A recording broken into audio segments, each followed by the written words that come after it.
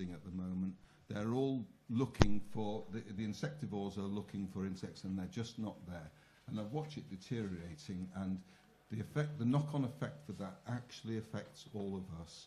So the Greens believe in regenerating and putting back all the green belts, putting into place with working hand in hand with farmers to farm the land in old ways. The old ways did it right, and we can bring them back. So, yeah, I share your concern, and there are many policies that we have that will bring it back, and not least taking away from, for example, water companies, their monopolies and their privatisation. Thank you. So, Emmett Jenner, how safe are environmental protections with reform? Well, I think, thank you for the question. I think the new nuclear plant at Wilfer pretty much hits all of those points that you made. It's jobs, it's an more environmentally friendly way of generating power than burning fossil fuels, and it should be very beneficial if we manage to get that nuclear plant here. Okay, and Lena. Thank you for the question. I don't think there should be a trade-off between jobs and the climate. Both are very important, and the one resource that we don't have more of is land. You know, we can try and create more money, we can try and do more things. We do not have more land to be working with. In terms of green belt and building on the green belt, I don't think that we should always be building on the green belt, but I think that if local communities would like houses in certain areas, I think that is acceptable. The idea is to be able to take local communities with us, and so one thing that my party is pushing for is local citizens' assemblies when it comes to climate and building projects. But equally pushing for more green jobs in the area. We hear a lot about here as the energy island, and I do think that comes in many forms, not just tackling the climate emergency, but equally the way that we approach jobs and job creation. You know, I sit before you as a 26-year-old knowing that when I took the job that I took, I would be taking a pay cut by choice, as opposed to going down to London and working, in my sector, in software somewhere else. But it's about the choices that you make and how you want to live your life. And there is a green offer there to be had for people who want to come and work in this area. We all know it's a beautiful place to live, and some people care about that. And so I think it's about selling ourselves and putting forward what the offer on the island is, to be able to attract strong professionals here, but equally build strong professionals from within our communities. Okay, thanks very much. Can I pick up the nuclear issue, or maybe it might crop up later? I don't know. Go for it. Go for it. Thank you. Just on the nuclear, I think, Plaid Cymru might be changing their mind, but as far as I know, I'm the only candidate who is very anti the nuclear at Wolver Power Station, and very, very quickly I'll tell you for why. And I'll use Hinkley C as an example, because that's a similar proposition. Hinkley C have just requested another 3 years extension on the build, so it's going to be 19 years overdue. The bill has gone up from 16 billion now to 35 billion pounds. And just taking on, and when it opens, only half of it will be open. It'll last for 30 years and then have to be decommissioned. And in terms of the jobs, well, can you imagine if just a fraction of that 35 billion pounds was put into the economy of Ynys Môn and the jobs that could be created in much more appropriate jobs? It would be fantastic. So and just one final thing. I'm reading a book at the moment called Underneath, or Underground, I think it is, by, I can't remember his name. And in it, he goes underground various ways. He goes to caving in the Mendips and so forth. But one of the things, he's deep down in a deep, deep mine with some people who have got canisters which hold spent nuclear fuel rods. And it's an issue I'd never thought of before. And they are encased in, it's iron, it's rods encased in iron, encased in copper, and the debate is they have no idea how to label it, because the half-life of the uranium is 750 million years, and they just, how do you label something that for some future people, something with their wonderful metal detectors will find it, and they'll just go, well, it's got a skull and crossbones on it. Oh, it must be treasure, I think. And it just made me think, how in heaven's name do you label it? Leader Farhat, did you say where the Lib Dems are on Wilver? No, but I'm happy to elaborate. I'm keen for us to keep to time. In terms of where we stand on Wilver, I think Wilver is obviously extremely important to the island, but I think it flags a bigger question which ties back to jobs. We do need jobs on the island. Wilver would be, a good addition, but again, it has to be if the community wants it and if the community wants to move in that direction. It also depends what kind of reactor they're going to put into Wilver, because that's changed over the years, and we're not too sure where we stand in terms of the final offer of what could be put into Wilver. And based on that, you can't actually create a sensible yes or no policy, because it depends on what the community wants and it depends what's being offered. And right now, there's nothing concrete. Okay, and Emmett, just to ask you to come back on what Martin said there. The other example is down in Somerset, isn't it, or somewhere? Is over budget. It's over time. It'll only last 30 years. Creates this waste that no one knows what to do with. Why are you pro-nuclear? Well, it's an argument that lots of people have had in other places and other discussions, and I'm sure a lot of people are familiar with the answers to a lot of those questions. I would say the idea that you wouldn't start doing something because it might take a long time and it might cost a bit of money is a bad idea for not starting a project. And I think there might be other projects that Martin would like HS2 possibly, which he would support, even though the same challenges are faced there. I don't know what your views are on HS2. No, but we'd like the money, please. Our share of the money. The Welsh share of the money for HS2, yeah. Just because something's going to be difficult and expensive, it doesn't mean you shouldn't start doing it. And especially because we need the nuclear in the energy mix, and we have a history of nuclear energy on the island. It makes sense to site a new reactor here, and it will provide a lot of jobs. Sadly, over the last 5 years or so, not Virginia Crosby's fault, but the fault of her government. We've lost probably something in the region of 2,000 jobs on the island with the closure of all the businesses that have taken place, and we've got to do something to get some of those jobs back. Okay, thank you very much. Venetia, our next question. Very good shuffling.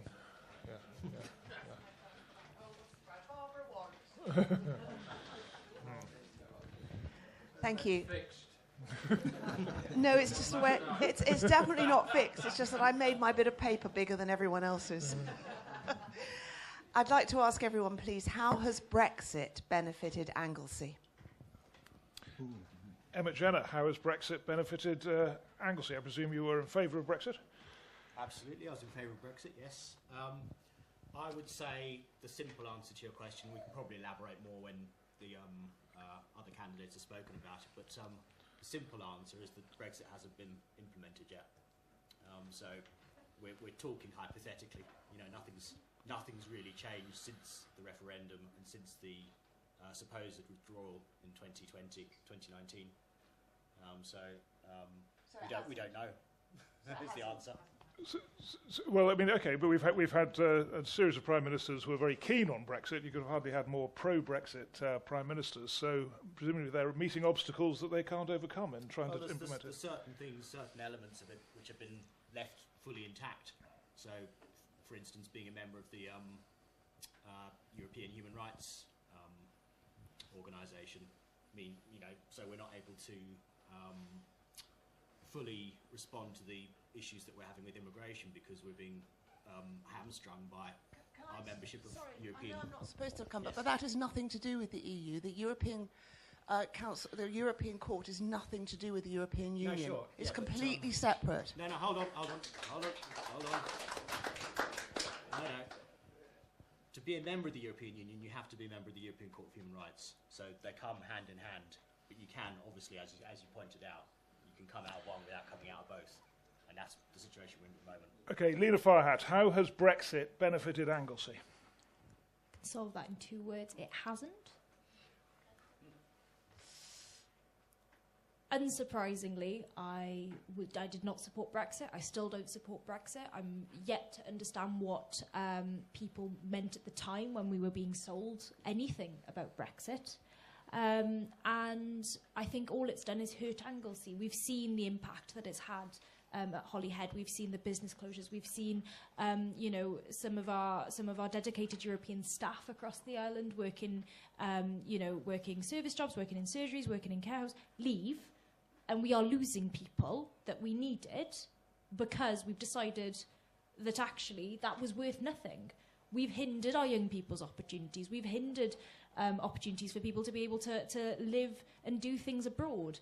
And so, no, I don't think that there's been any Brexit benefit to the island. And I would challenge anyone to realistically find one that has not harmed families here. Martin Schwaller.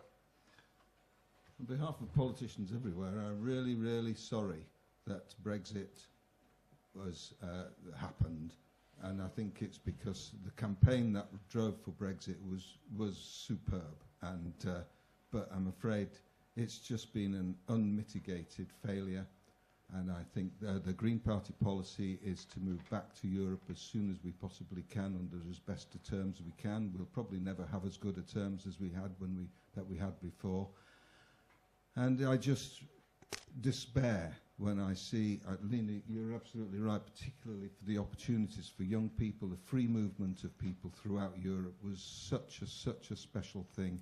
The interchange of ideas between the universities and that funding and that exchange of students was so valuable, and we've just chucked it all away. My son, he's a neuroscientist. He's in Berlin. And he's really, really lucky to be able to work there and move around Europe because we're dual nationals and I've got a Swiss passport. So, and if we weren't, it would just be awful. And I'm sorry, I just can't believe we did it to ourselves. But there we are. So I'm going to just, since the table is against you, I'll let you come back and then we'll go to our next question. Yes, I think my two colleagues here on the panel are viewing the European Union through rose-tinted spectacles. The European Union that we left in 2016 is definitely not the same European Union that was electing representatives over the last couple of weeks. The people in Europe are now getting fed up with the way things are happening over there as well, and they've elected a whole bunch of people into the Parliament who would not agree with the ideals of my colleagues here on the panel in any way whatsoever. They are electing basically far-right members onto the various parties in the European Union now.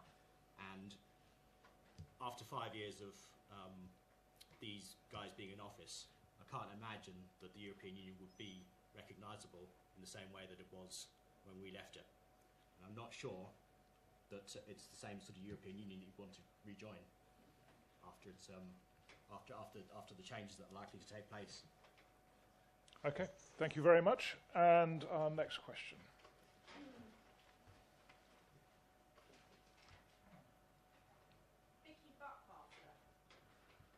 Vicky, there we are.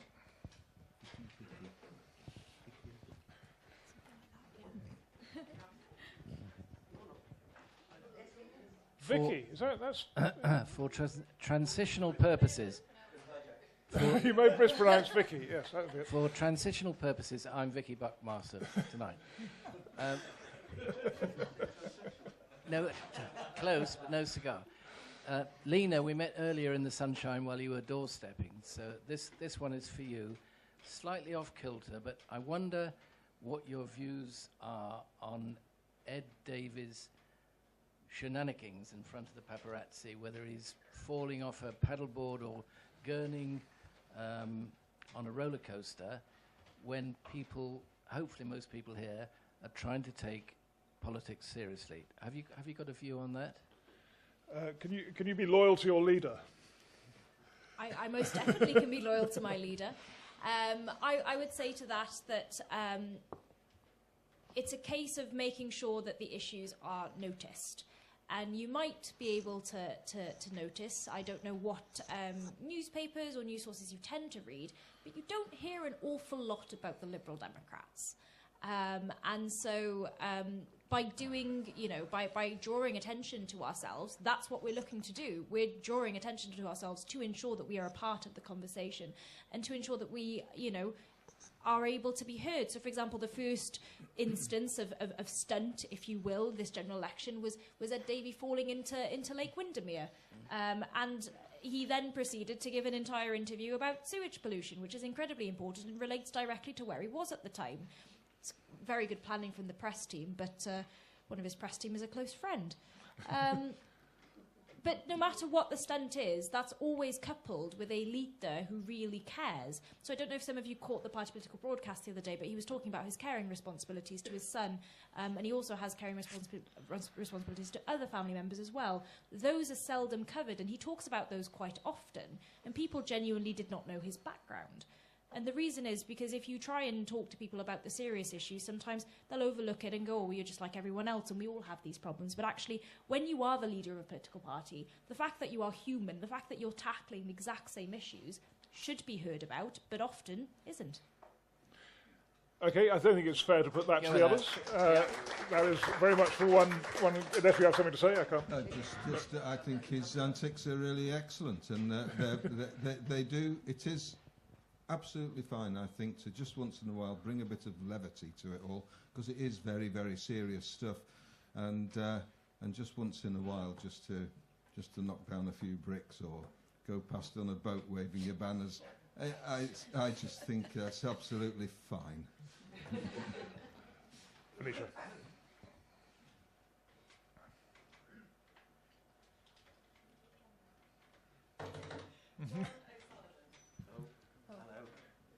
There we are. Hang on, round the back.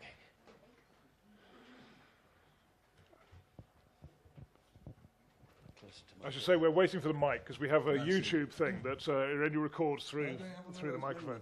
Yeah. Go for it. Yeah, thank you all for coming tonight. It's very much appreciated. Going from a slightly light question to perhaps slightly less light question, I'm afraid. Could I touch on what's become sort of the increasingly difficult area of migration? I could put it in the context of a changing demographic in our country that is getting increasingly older, where there are fewer and fewer people to do lots of jobs. There are massive shortages, unfilled vacancies in the caring community and in the NHS. Could I ask the candidates what they think is the right figure for net migration? Okay, good question from you. So let's go to Reform, who are very big on immigration issues. The thing that's never said is that there is a huge demand for labour in the British economy, and that's why so many people are coming. Yeah, sure. So you asked for a figure, which is something that most of the main parties will try to resist as much as possible. The figures that we think are about right are the ones that you would have seen before Tony Blair opened the floodgates in 2004. And that figure is somewhere in the sort of tens of thousands, which is what was promised by the Conservatives in successive manifestos and never delivered on. So in terms of figures, that would be what we're looking at. Okay, but I think the point's being made is what happens to all the work that is being done by those people who are coming in. We were fine beforehand. We always managed to staff our public services without any extra labour coming in from outside. Okay, and to Martin, yeah, good question. So, no, I'm not going to put a number on it because the Green people think that free movement of people is a fundamental right. We believe that all people should have that freedom of movement that we used to have when we belonged to Europe.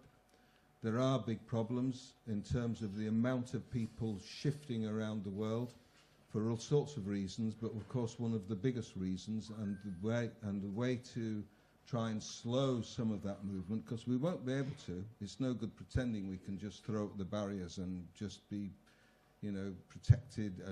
No man is an island of himself. So we need to get to the source of the problems. So we've cut overseas aid massively. We need to be putting that up. We need to be looking at safe passages for people, and just chucking them out of the dinghies effectively is not the solution. The solution is to work together with other countries and to share the load of the migration caused to great effect by our own actions and climate change. Because climate change is putting pressure onto communities through desertification. How can you say desertification?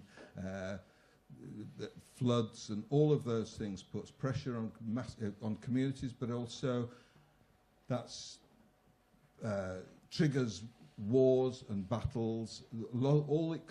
Fundamentally, it comes down to those changes in climate. So all of those things are big issues, and just putting numbers on migrants coming in is not the solution. Just to be clear, when you say free movement, you're in favour of free movement. That's in Europe, not globally. That's in Europe, yeah. but we need, from further afield, safe passage. Yeah. Lena Farhad. So from what I understand from your question, you're looking at the sort of the job aspect of migration. In terms of a threshold or a number, we don't have one. We shouldn't have one. We should be ensuring that people can come over to the UK safely, and Martin has touched on that in terms of safe routes. The reason that we don't have very good safe routes is down to the Conservative government, unfortunately, but that can be changed.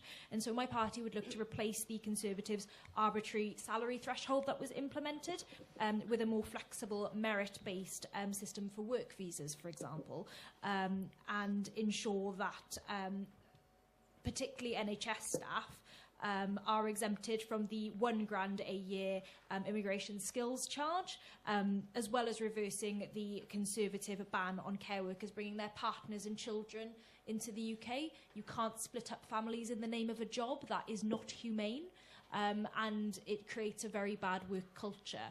In terms of, we've already spoken about Brexit, so I feel that you know, I can mention it.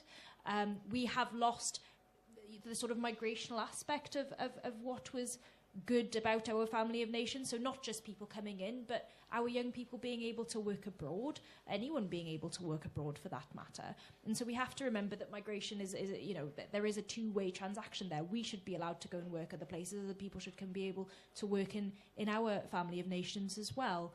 And I truly believe that Wales and the United Kingdom is made much richer by the people who come here, choose to settle here, and be a part of our great tapestry of life. And since the microphone's right with you, why don't you just, do you want to come back on that at all, or are you happy? Oh, sorry. Thank you very much. Yeah, I mean, it is a tricky one, isn't it? Because people get very upset about it. But I think there's a fundamental truth to the fact that we need people to do jobs, to create a buoyant economy. And to try and say that we'll be fine if we don't allow people in just isn't the truth. And I suppose the question is, does the truth matter? Okay. That's a whole different question. Thank you. Next one.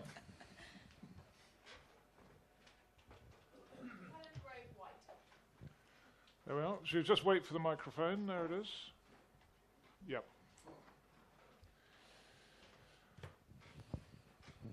Thank you. Some of this has already been touched on, but it's so important I think we can come back to it again. How seriously do you take the threats of global climate change, and what is your vision for green energy policy for Anglesey? Okay, so let's steer clear of Wilver this time, which we talked about last time. And again, I feel I should go to you first. What if you're accepting the nuclear issue and try and, you know, I think relate it to the constituency? What is there in Anglesey that should be happening on this on climate change? Sorry, there was the first bit as well, wasn't it, Helen? What was the first? How seriously do you take the threat? Oh, I see, that's right. Yeah. Yep. So. We do take the threat of climate change very much. In fact, I was reading a paper just the other day, which was horribly scary. It was about the Gulf Stream and it's slowing down, and it was pretty worrying because if that does actually stop, then that's fairly serious. And we do it. What it offers, people think climate change is all about cost and burden. It's not. It's about opportunities and jobs. And on this island, we're trying to make it, lots of people talk of it as being the energy island, partly because of the ill-fated, hopefully, nuclear power station. But we are in a particularly strong and good position to be able to influence the energy that we need for the country, for the UK, and indeed to export. Morley's project is just stunning. For Morley's project, so I've mentioned the nuclear. Morley's has European funding, thank you very much. It was brought in under budget, on time. So it's a really good example of what we can do on this island. The wind generation on the island, we have lots of potential for that, particularly offshore, and we've got lots of potential for solar, although I am worried about the main here proposition because of the sheer size of it, which is going down the middle of or likely to go down the middle of the island. So once again, I bring it back to that community-driven projects. And there's lots of potential for that on the island and lots of jobs available through it and through the spin-off technologies that come with it. Lena Farhat. Thank you. Martin's covered quite a bit of what I wanted to mention, but just to sort of change gear slightly, I think one aspect of the climate emergency that I think when I try and talk to people who are quite apprehensive to new energy projects, particularly renewable energy projects, is good to remember is that it will help cut our energy bills. You know, that is, it shouldn't be the selling point, but it is something that touches each and every one of us in our homes. And so my party would look to implement an emergency home energy upgrade program with free insulation and free heat pumps for low-income households, for example, which would affect many people on this island. In terms of standing energy projects, yes, there's the good work at Model Ice, but I think our dedication to green energy on this island goes far deeper than that. We have amazing work being done by, for example, places like the Lavan Consultancy based in Gerwen, as well as some of the exceptional work coming out of Bangor University. Obviously not on the island, but a lot of the stuff is tested on the island. For example, the Monesto project just off Holyhead with hydropower, subsea hydropower, is really one to be looking at with work that's being piloted here and the Faroe Islands, which is quite cool. And so we have the opportunity as an island to be able to not only show off green energy production, but show off the sort of research and development aspect of what can be piloted here and rolled out other places. And I think that side of contributing to the climate emergency is quite impactful. And we are in a really, really interesting and special place to be able to be doing that. And Emmett Jenner, now you said in your top 5 commitments, one was to scrap these energy levies for alternative energy, wind farms and so on. So that suggests you're not taking climate change very seriously. The climate's always changing. It's a fact. And how you respond to it is... That's the weather. I didn't interrupt you. Okay. Yes, the climate's always changing, and what we're locked into at the moment is a strategy where we're paying tax to change the weather. That's how we're approaching this. And what we need to do is we need to, of course, concentrate on doing things more cleanly all the time. And it makes no sense to go backwards and to start opening up coal-fired power stations and doing all the things that we used to do, like pumping tons and tons of dirty smoke into the atmosphere. But at the same time, we can't afford to keep losing jobs. So they're talking about changing the steelworks in Port Talbot down in South Wales and putting in electric arc furnaces. And those electric arc furnaces require about 1/3 of the staff to run them. So they're talking about cutting 66% of the jobs down there in Port Talbot. And the other problem with the electric arc furnaces is that they can't make certain kinds of steel products.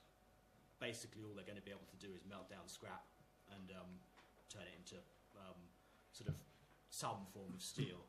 But the production of the steel that is being done at Port Talbot will then have to move somewhere else and it'll be produced by different workers in a different country. So we'll lose the jobs. The steel will still have to be made, but it will be made somewhere else by other people. So they are thinking about hydrogen-powered steel forges, so they can power them on hydrogen instead of coke. Coke is quite a clean form of firing for a power station anyway, because steelworks anyway, because it's the purest form of the fossil fuel that it's based on. But hydrogen would be cleaner still, but you need a nuclear plant to make the hydrogen in the first place. So they kind of all link together, and they're talking about the possibility of moving that Port Talbot work up to Anglesey because of the free port and the possibility of a power station. And there's also a theory that building new infrastructure on a new site is easier than trying to recondition an old site. But you still are then left with the problem of losing all of the workers at Port Talbot. So when you talk about green energy and green jobs and all these kinds of things, you have to consider how you rank your priorities, the hierarchy. And I think slinging people onto the dole just because you want to pursue some green agenda, I think is morally incorrect. I think if the steel has got to be made anyway, then they should continue to make it as they're doing at the moment. Thank you very much. And the next question. David Rowlands, I apologise for myself. Just wait for the mic if you can.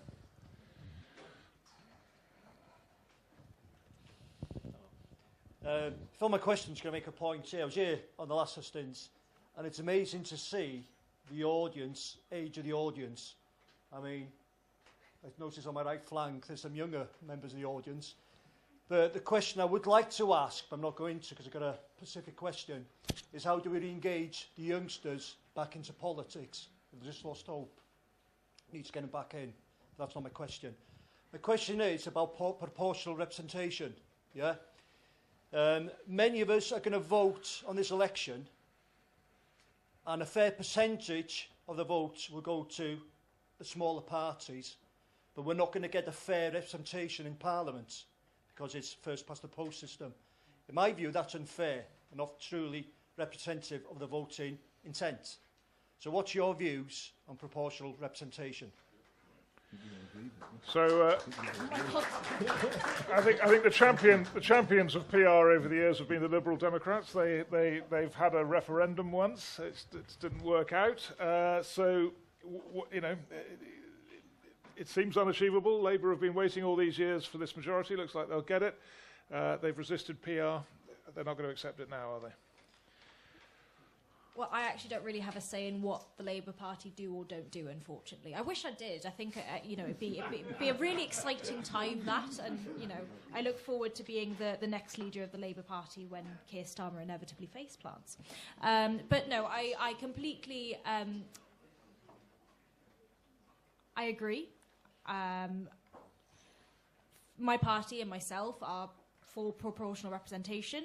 Most specifically at the Westminster level, we would look to introduce STV, so single transferable vote for electing MPs, as well as local councillors in England. In Wales, we've got a slightly different scenario whereby councils can actually choose to implement PR if they choose to, and there are consultations set to take place in the council areas of Gwynedd and Powys on that topic. The Powys one actually brought forward by a Welsh Liberal Democrat run council, which is quite exciting. But I think that goes deeper. Another thing that my party are in favour of, and so am I, is lowering the voting age to 16. I think if you want to be able to engage with young people, we talk about young people as if they're this ethereal thing. I'm 26, I'm not that old, but I've been campaigning in politics since I was 15. Just because I was opinionated and gobby, and my parents eventually went to go out and do something useful. And thus I did, and now I sit before you. But we talk about young people as if they're this blob of the population that we don't engage with and equally don't want to engage with. One of the biggest debates I have with people is people look at me and go, well, there were all these young people walking down the road and they looked very threatening. No, they were just walking down the road as a group because they probably had friends and nowhere better to be, because actually councils tend to cut a lot of the indoor services for young people past 6 p.m. And so I think proportional representation goes hand in hand with engaging young people, but goes hand in hand with restoring our faith in politics and engaging with people generally. If you know that you have to vote against the party that is the least bad, you don't necessarily want to go to the ballot box, and that's understandable. And I think it's a disgrace that the two big parties within our political system, and it hurts me to even say that, don't care about what people think. So they're asking all of us, and myself as someone in politics, we ask you to go to the ballot box, knowing full well that whoever's going to get the top vote probably isn't going to care about what you thought in the first place. And so I think PR is core to restoring faith in politics, and I hope that I can sway people's opinion on that. And Emmett Jenner, I think Nigel Farage has been speaking about PR. Yes, on and off over the years, I actually campaigned alongside the Liberal Democrats for the introduction of PR. I think it was 2011, was it? It was the AV referendum. What time? Essentially, I think what happened there was the Conservatives were campaigning for the other side, and it came out very much in their favour because they've got a much slicker, bigger, especially back then, campaigning team, and so we didn't win that one. What's interesting about First Past the Post is that it's not very popular across the world. Very few countries use it still. Some of those countries, one of them is Botswana, and another one is North Korea. So you do wonder why we are still sticking with First Past the Post. I mean, it does have some benefits. It creates very strong governments, but it also means that change is very difficult. So I would be in favour, certainly, of having some kind of PR, especially as you will probably remember, the Brexit Party and UKIP before them were able to win European elections under PR systems, beating both of the older parties into second and third and sometimes fourth place. So PR will be very good for the kind of politics that I'm interested in. And Martin Schwaller, as a smaller party, you might be in favour of it too? Yes, but not for that reason particularly, because it is the fairest and best way of all the democratic principles. But, I mean, they've all got failings. I mean, one criticism of PR is often that it might lead to lots of coalition governments. Well, woo, that's okay, I think, really. It just makes us more cross-checking. I think that just to pick up on the point about young people and engagement of young people, which is part of it really, about the electoral processes and learning about those. I think school curricula need to be looked at very, very carefully, and it should stop being just an exam-driven, test-driven processing system. And in amongst that, some of those life skills and understandings of the world would be very valuable to teach our children, our young people, about politics, about how the processes of politics and the fundamentals of it. I think that would have great value. Just to ask Lena Farhat, when you started at 15, you say, doing this sort of stuff, you were on your own doing that, I imagine, or were all your mates doing it as well? I had a couple of mates who were into politics, but because my background isn't in politics anyway, and sort of my career and that is not political, I don't have many people, around me who are political. But those friends of mine who started similar age to me are in most cases still going and actually work in politics in some form, whether that's for charities or for MPs or for MSs. They've stayed working at it. Okay. Just one quick thing. At conference, Labour Party voted for proportional representation, and Keir Starmer stamped on it, and so it's not likely to go forward. Yep. Next question.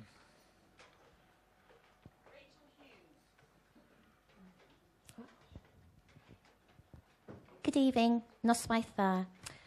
Over the last few days, I think everybody here will have been, especially Rosemary, Bobby and David, whose mum and dad were respected vets in the area, will have been very upset by the way a police officer from Surrey Police mowed down a calf. if you look at the ministerial responsibilities within DEFRA, they are all framed within how animals should be looked after so that they taste better on the plate. What do our prospective candidates here, how do you suggest that we reframe rethinking about animal welfare within our public institutions and public bodies so that they get the respect and dignity that they deserve? Thank you. Animal welfare on Anglesey. Emmett Gemma. Well, personally, I'm very much in favour of organic farming. I think when you look at the numbers of pesticides and nasty chemicals and things that are used in conventional agriculture and conventional husbandry of animals, you will see that the levels of pesticides, and these are sort of chemicals that sort of are capable of changing the DNA of organisms and things like that, changing reproductive ability and all those sorts of things. Some of these chemicals are very, very nasty. And if you look at the list of chemicals that are being applied to things like strawberries, the list is huge. And you compare it to the number of chemicals that you might find on an organic strawberry, for example, and maybe 2 or 3, and they tend to be natural ones. So I think I much prefer, actually, my colleague here was hinting at traditional ways of farming earlier when he made his opening statement. This is personally how I feel about the way that animals are treated. I think when we're not talking about agriculture, when it's not an agricultural context, when we're talking about animals in other places, they do tend to get the kind of humane treatment that we expect, and, when they're not part of the food chain, as it were. But the way that we farm chickens and things in this country it's not humane, and I think there are much better alternatives, and we know what they are, and we know how to do them, and this is what we should be concentrating on. Thank you. And Martin Schwell, I was just wondering, do the Greens have a sort of position on vegetarianism and on alternative diets? I was asked the other day whether, so you want to tax meat, do you? No. No, we don't. But just to come to the point on animal welfare and throughout the farming, Emmett is absolutely right. A move towards localised farming, localised produce made in the community, for the community, and spread out. I mentioned, you'll forgive me, I'll keep on mentioning GeoMon and UNESCO, but we've got it's a global campaign which is called Local to Global, and I'm trying to implement something of that and get working with the farmers. We've got an NFU hosting next week. Are you coming to that? The 26th in Llangefni, so if I'm anyone would like to come. And to really understand where the farmers are coming from and how they can change the method, the ways of that they're doing the farmer, and they are doing. I think if you talk to young farmers and what they're learning through the farming, agricultural colleges and so forth, you'll see big change. You'll see less ploughing going on now, and hopefully they'll stop ploughing. And in terms of animal welfare, we look for no stun policy in slaughterhouses, and we'd like to see a lot less meat eating in the first place and animal rearing, apart from in an organic way. And Lena, animal welfare. So I can talk about animal welfare until the cows come home, and actually it's a good thing that they do in some cases. And I say this as someone who grew up on a bovine farm. So we need to ensure that Wales and Britain continues to be a world leader in animal welfare, because historically we have been. And so what my party would look to do is actually to pass a comprehensive new animal welfare bill to ensure that we have the highest standards possible. And what we would want to see are things such as ensuring that no animal product that would be illegal to produce here in the UK but has been produced somewhere else could be able to be sold here in the UK, because so often we're seeing, meats generally, especially, that we would never be allowed to produce in that way here, being sold on our supermarket shelves, and we just let that fly because there is no legislation to say otherwise. We need to develop safe, effective and humane and evidence-based ways of ensuring and helping with disease control. Improving animal health standards and welfare just within agriculture itself, including, and Martin, I think it was the one who touched on this, caged hens, and preventing unnecessarily painful practices within farming. That not only has an impact on the animal, but has a massive impact on the farmer and the farming home as well. And lastly, just at the very least, matching the EU's stricter rules on preventative use of antibiotics and introducing a comprehensive plan to tackle antimicrobial resistance within farm animals. We see this in Wales manifested quite well, for example, with silver tongue disease that we find in some of our sheep and is worrying quite a few of our sheep farmers these days. We need to be able to ensure that farmers have all the tools available to be able to hold those standards high. And just, can I just go back to you? Are you, I mean, there's a lot of support for what you're, in general terms, are you happy with what you've heard? Well, my question was about how other public bodies and institutions, for instance, the police, the way they treated them, you know, maybe local councils, if they have council farms. So you were talking there about changes in farming, but my point is institutions need to have animal welfare at the heart of what they do as well. So how will you ensure that going forward that the scenes that were on those Surrey streets never happen again?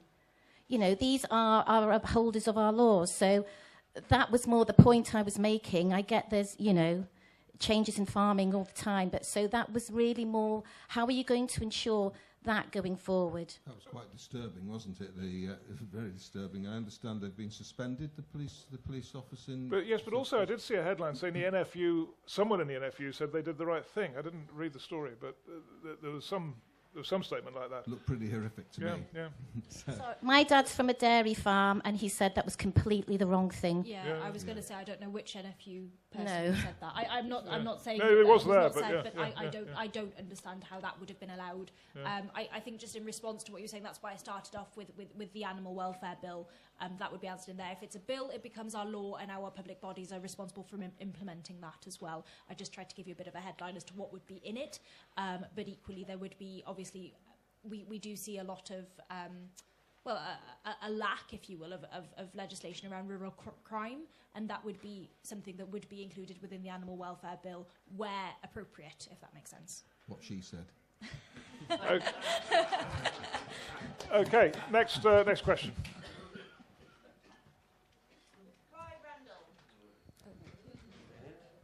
Right by the microphone. Back to migration, I'm afraid. Two-way street. I did some Google searching the other day just to check out on this, and it seems that for every one English person living in Wales, there are 3 Welsh people living in England, and there are 6 million people in the world who identify as Welsh or Welsh British. But the population of Wales is only 3 million, which suggests that half the people of Wales have gone to live in other people's countries and benefiting their economies and not ours. Which strikes me that the problem is not one of immigration, but of emigration. So what would you do, if you're lucky enough to become our MP, to address this problem? Emigration out of Wales. Emmett Jenner, how will you stop the Welsh leaving for glorious places abroad? Well, the main issue with this, the main reason that people leave areas like Wales, and I come from an Irish background, and they have the same issue in Ireland as well with people leaving Ireland. There's more Irish people living outside of Ireland than there is living in Ireland, and it just comes down to jobs really. You can't if you can't find employment where you live, you have to move to find employment somewhere else. And having more jobs in Wales would keep more Welsh people here. It's the main reason that the Labour candidate moved to, I think, Herefordshire. Was it Herefordshire? No. Somewhere on the south coast, I think. And he wasn't able to find work in Wales, so he moved away. So yeah, better jobs, better prospects, people will stay. But just why would you want to leave? Just to push back, I mean, if it's okay for Welsh to leave, it's presumably okay for other people to leave to come here. Sorry, explain. Well, if it's okay for people to emigrate, is it okay for people to immigrate? Is what you mean reciprocal? Just in general People terms. coming and going. Why not? Yeah, of course. I thought you were okay. I didn't think that was your position on immigration. Lena fired. I think that's a really good question.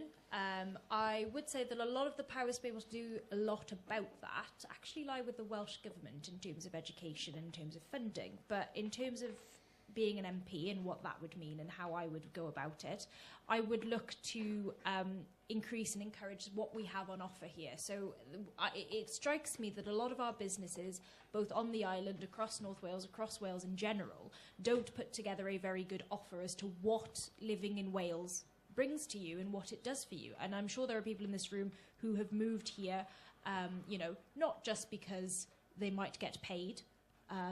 Hopefully you do get paid. But because of the quality of life, because of the nature we have around us, because of, the fact that, you can school your kids bilingually if you wish to, whatever the reason may be. And I think that many young people would respond to that.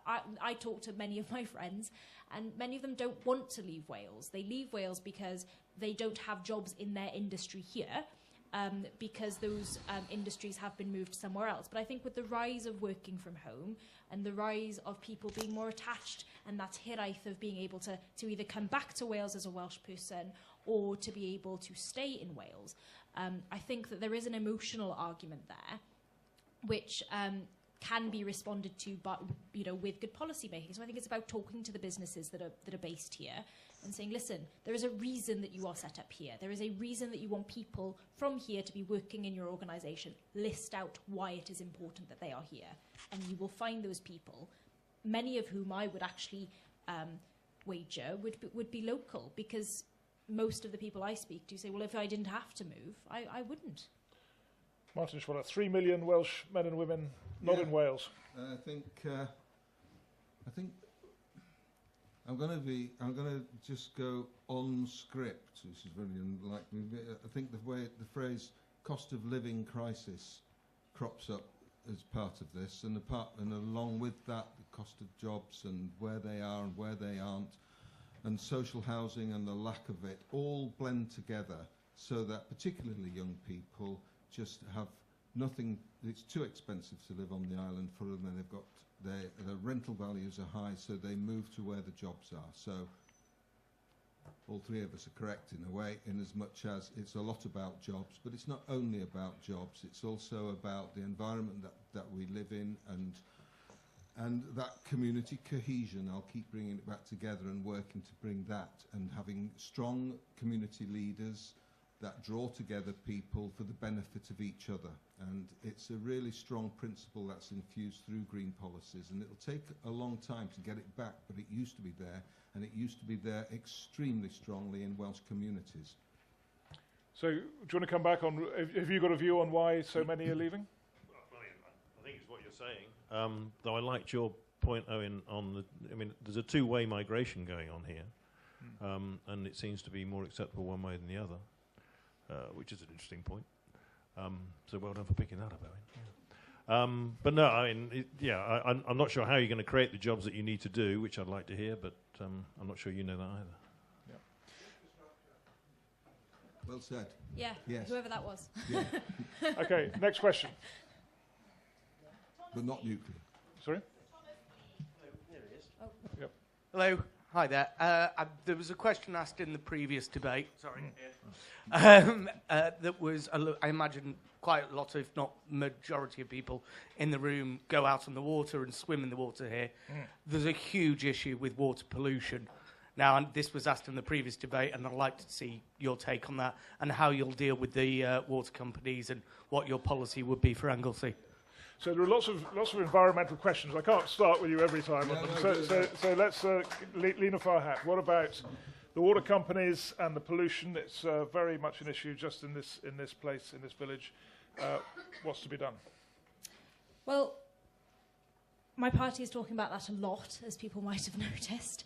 And I will reiterate what we've said. So we would look to scrap off WAT and replace it with a proper regulator.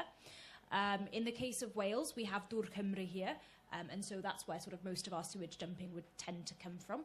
The real issue is that there isn't...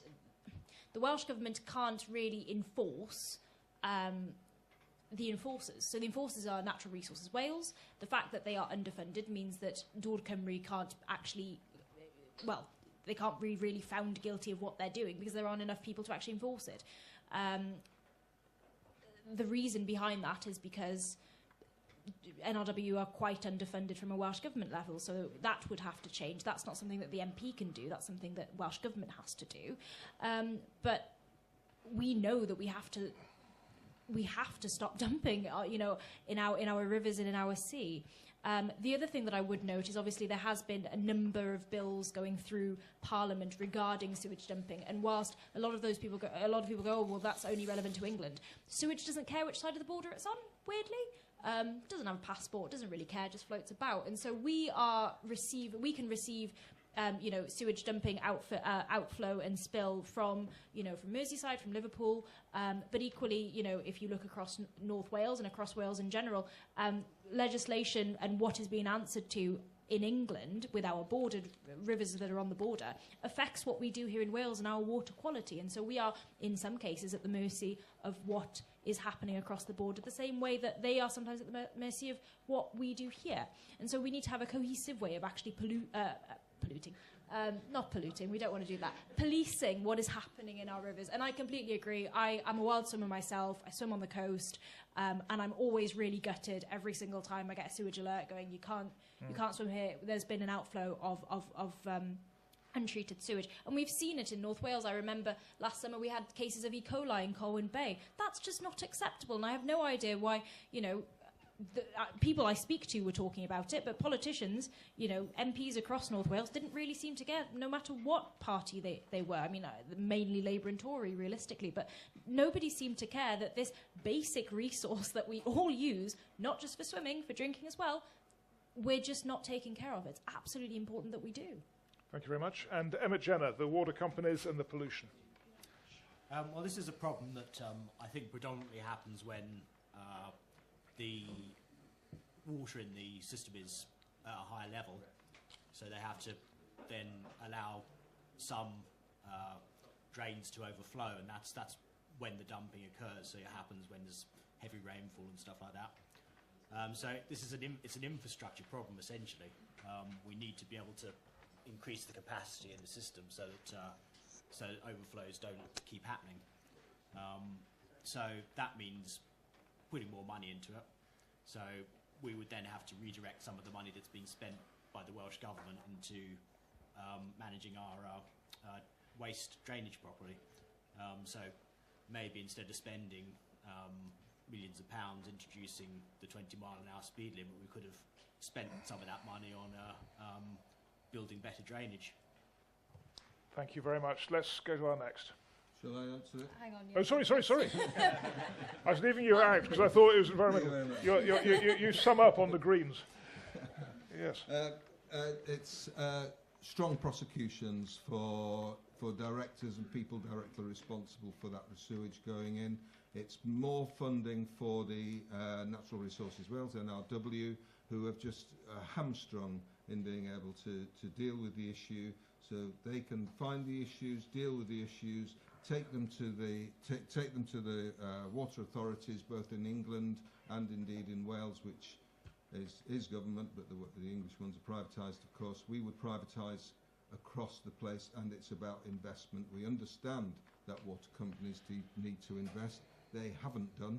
They've actually borrowed to pay their shareholders, which is just an utter disgrace. In England. Yeah, well, exactly. Can I just follow up on that? Because this came up last time, and the point was made that Welsh Water is in fact non-profit. Right. And yet, so that problem of paying off shareholders with excessive dividends is not there. So why is there a problem here? Why is this non-profit company not functioning properly? Infrastructure and investment and not enough power to NRW to police. And equally, not just yes, it's a not-for-profit, but they are still paying absolutely massive bonuses to their managers. I think last year they paid nearly $1 million in bonuses to their managerial structure.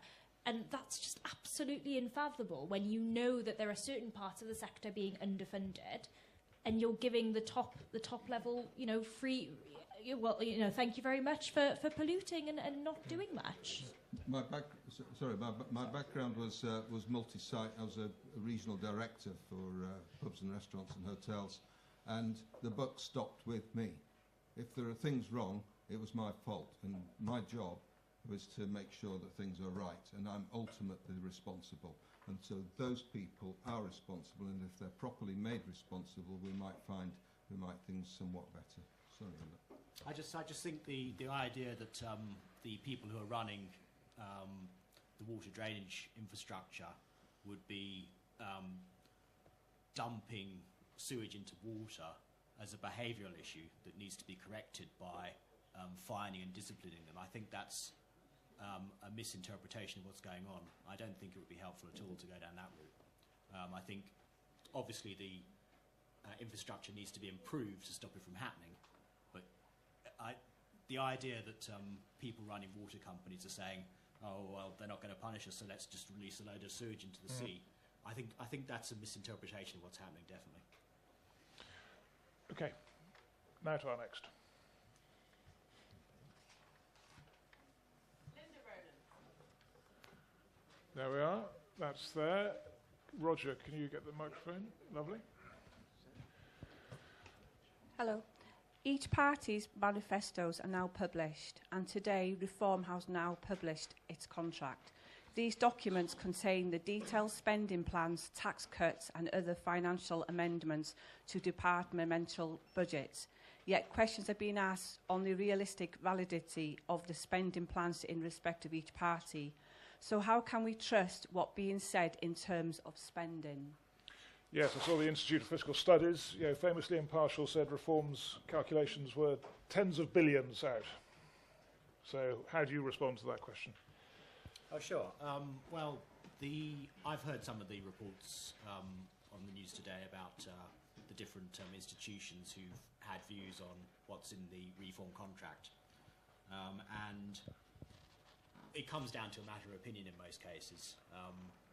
It's things like if you make changes to the tax system which are going to encourage economic growth, it's an opinion as to how much economic growth you're going to achieve by making those changes. So one commentator from one think tank might say that you wouldn't get as much as you're expecting, and another one might say you're going to get more than you're expecting. So until you actually sort of go ahead and try these things, you won't know exactly what sort of result you're going to get. An interesting point from the last 5 years since 2019, spending in the public sector has gone up by 200 billion. So we compare what was being spent in 2019 with what's being spent today. The costs have gone up by 200 billion. So there must be some savings somewhere within that 200 billion. It can't be. We've got worse services now than we had back then. So where's that money going to? There must be some waste somewhere. The other things that Reform plans to do is to implement a business strategy which operates on the principle of saving £5 in every £100 that you're spending. So civil servants would have to go to suppliers and they'd have to negotiate with suppliers and tell them, not ask them, tell them that we're going to pay you £95 out of every 100, which is something that businesses do when they're trying to negotiate better arrangements, better deals with their suppliers. And the choice on the table for any of these suppliers, so say for instance you're buying a new computer system or something and you want to spend £100 or something, the offer is 95, and you replicate that through the whole of the civil service and all of the things that we buy, all of the procurement on behalf of the government, and you will save billions over the time that these reductions are introduced. And the supplier, of course, has the choice of ending the contract and not supplying the government anymore, but I think they wouldn't want to do that. They would normally want to continue on. So you find these modest savings, but you apply it broadly across the whole government procurement, and you will save a lot of money by doing that. The other thing that we've got in our contract is a pledge to end the interest payments on the quantitative easing debt. The United Kingdom is unusual in the sense that it's paying interest on the quantitative easing debt. Most other countries, including and the European Union, the European Central Bank, does not charge itself interest for printing money, but we do, and that money is going to a sector which is already very, very wealthy and doesn't need it. And we could get 35 billion back by cancelling those interest payments on the debt. So there's quite a few things that can be done practically which would bring a lot of money back into the economy. Thank you very much. And Martin, do the Greens have a magic money tree? No, we're the party that are really honest. We're going to tax you. We're going to. We know that. Well, yes, but fairly, because one of the biggest problems in society today is the massive inequality. When you've got a handful of people who own and pay very little tax on vast amounts of wealth. So a lot of our policies are skewed towards taxing the people who are richer to help pay for those and to help throughout society to even it out. It's just huge. That's fundamentally the Green Party on the matter. And how do we pay for some? So the vast inequalities. I noticed LSE, by the way, somebody from the LSE said that reforms proposals that were launched today were Liz Truss on steroids. I thought that was quite useful. So we're talking about a 1% tax on people, an extra 1% tax on people earning of the income over £100,000, and 2%, I think it's on 250,000, but correct me if I'm wrong. And that raises quite a lot of money. And for some of our future proposals, one of which we would really dearly love to work towards having a universal basic income as a fundamental principle of society, so everybody is has the right to a roof over their head, to food on the table, and to and security. And we're looking at taxing bank profits to fund that. And Lena Farhat, there was a time when the Liberals talked about a penny on income tax, wasn't there, to fund, I can't remember what, education or some such. Are you okay? There you go, well done. What's happened? Green Party sabotage. What's happened to the days when you were talking about tax increases? We're still talking about tax increases. It's just been framed slightly differently. So instead of the traditional sort of penny on income tax thing that you've come to expect from your friendly local Liberal Democrats, this time round we're looking at tax raises that would raise about 27 billion in 2028, 2029. Sort of, obviously you look at tax in a projectionary way, not year on year, and that's the sort of amount that we're working with. The way that that tax will occur, I suppose, and where we'd be getting the money from, being the magic question, is from our corporations, from big companies, tech companies, for example, that are just not paying their fair way. Yes, people will remain, we will still all have to pay taxes, but they don't have to astronomically increase or decrease or fluctuate. We can work healthily with inflation and ensure that we're all being taxed a bit more fairly. So one thing that we are pushing for example, is a slightly higher capital gains tax, which will help to level the playing field a little bit. And so it's not to say we're not taxing anyone and we have a magic money tree. I've been proud to help in manifesto writing processes since I was 20. And with an undergraduate degree in mathematics, I often get stuck with looking at costings as well as looking at what Barnetising a lot of that money down to Wales would mean. And so it's something that we look at every single election. Our policy is always member-driven as well, so we have to try and make what our members are coming to us with, realistic and make sense, and that's what our manifesto is presenting. It's a realistic plan that we can work as a nation to make a reality. Thank you very much. And now we are getting towards the end of this. So I think what we'll do is just have one more question, and then you'll have a minute each to sort of sum up. So who's our last questioner tonight?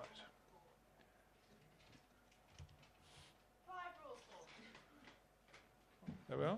Clive here. Yeah.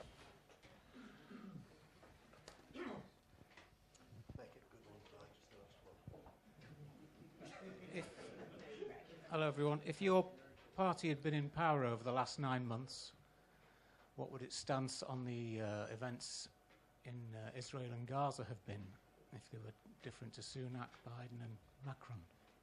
Right, so ceasefires or supporting the Israeli government, or where do you stand on the question of Israel-Gaza? Emmett Jenner. That's a very spicy topic, isn't it? Very spicy last question to end on. People have dramatically different views depending on which side of the fence which side of the aisle they're sitting. The official policy from Reform is to draw to a close as swiftly as possible both of these two major conflicts, the one in Ukraine and also the one that's happening in the Israel part of the world. Yeah, sorry, I could have put that better. Personally, I believe the two conflicts are linked. So Vladimir Putin has a huge amount of influence in the Arab world, and it's perfect timing for him now to have pushed for something to start happening in the everlasting conflict between Israel and Palestine.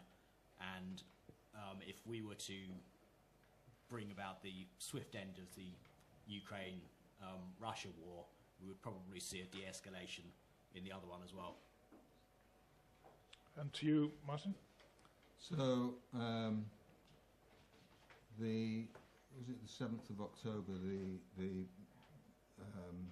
Hamas move into Israel was just absolutely abhorrent, and we categorically condemn that, just as we also condemn the atrocities that are going on now in Gaza. We asked for we called for a ceasefire. We were the first party to unilaterally just call for a ceasefire, and we also called for the stop of arms sales to Israel or indeed to Gaza. And we believe in a two-state solution. Thank you very much. And Lena.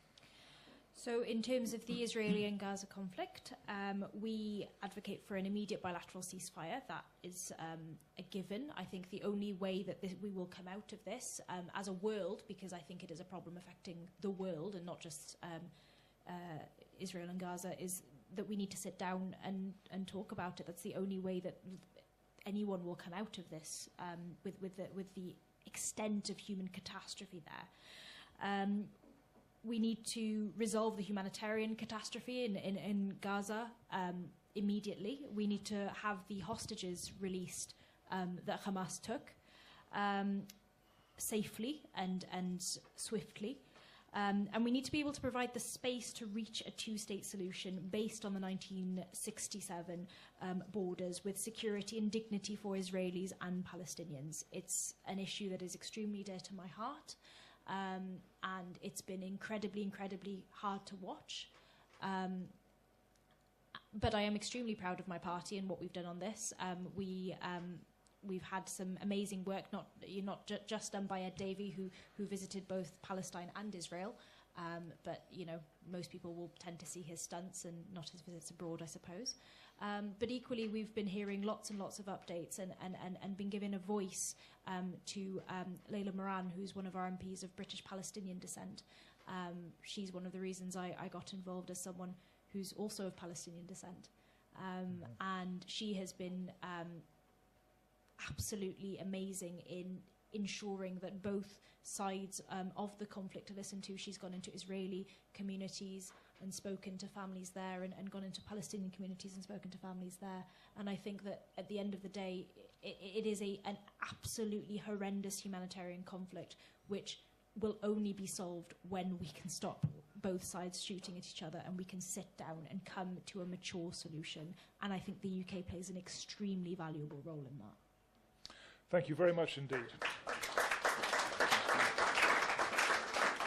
So now then, we're doing this in the reverse order, and you. So I think I would. That's you. It feels like so long ago. It was only like an hour and a half. It went in a flash. And we've ended on quite a tough topic. But thank you very much for coming out to listen.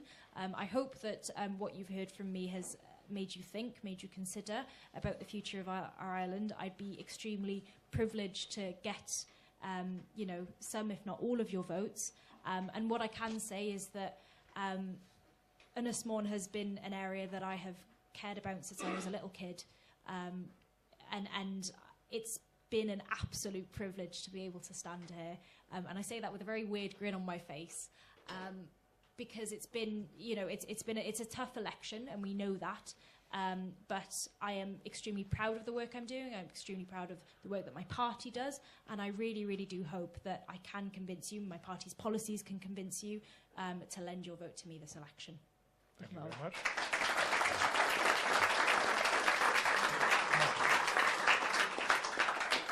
Well, firstly, thank you very, very much for giving me the opportunity to be up here.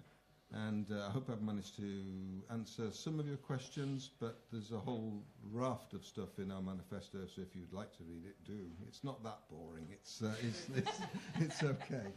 It's an okay read. We know very well that I'm probably not. They're not going to announce Martin Schwaller as the winner of Ynys Môn on the 4th of July.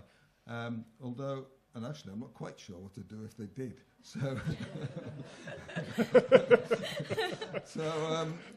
that's quite a pitch. Anyway, we could all have. I'll tell you what. We'll have a party at Checkers. Well, thank you. But what I would really, really like to do, I do know that on the island there's a lot of people with very strong green sympathies. There are a lot of very, very important green issues, particularly on the island. And what would be really lovely is to be able to start to build a critical mass of people who will vote for us.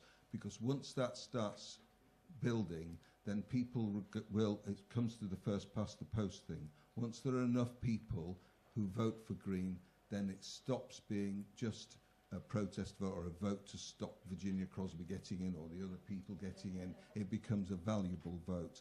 And every vote is valuable, not only because of that, but because it helps raise money for us as well through the, what's it called? Safe? I can't remember, but every candidate that's put forward, every vote that we get. Deposit. No, not the deposit. I don't know what you're on about. Oh, okay. Sorry. For every vote we get, there is money goes to the MPs to help fund their offices for all MPs, for all parties. So it does help the Green Party a lot. Even if you think that it's a wasted vote, it's not at all. Thank you very much.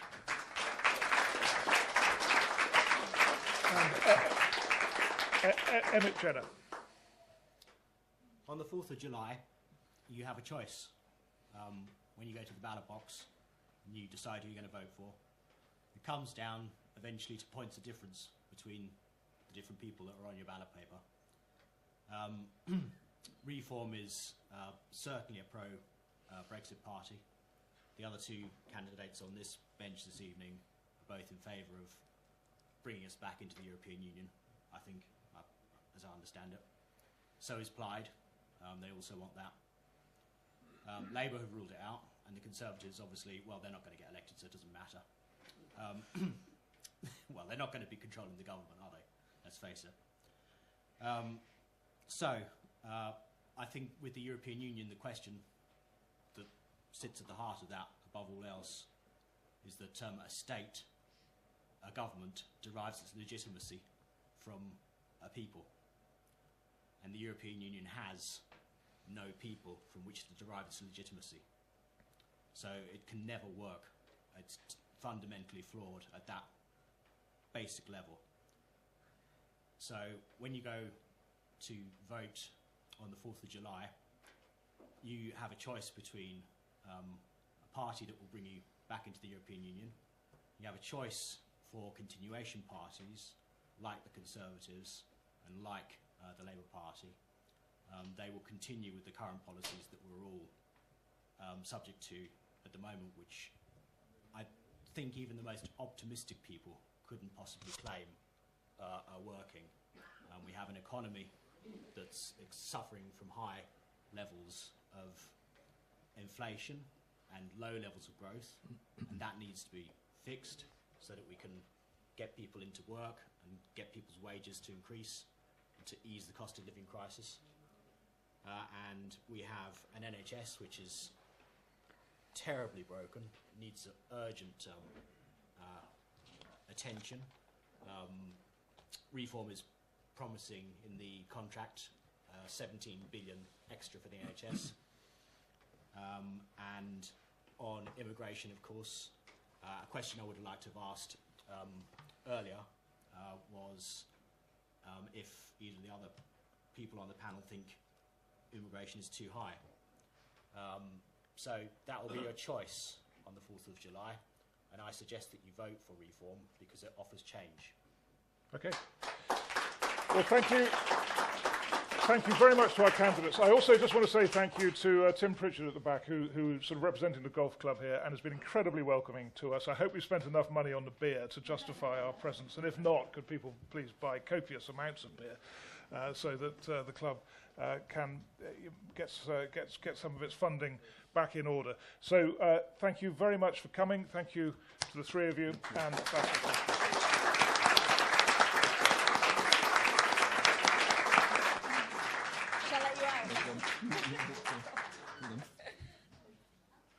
I think I've needed to go to the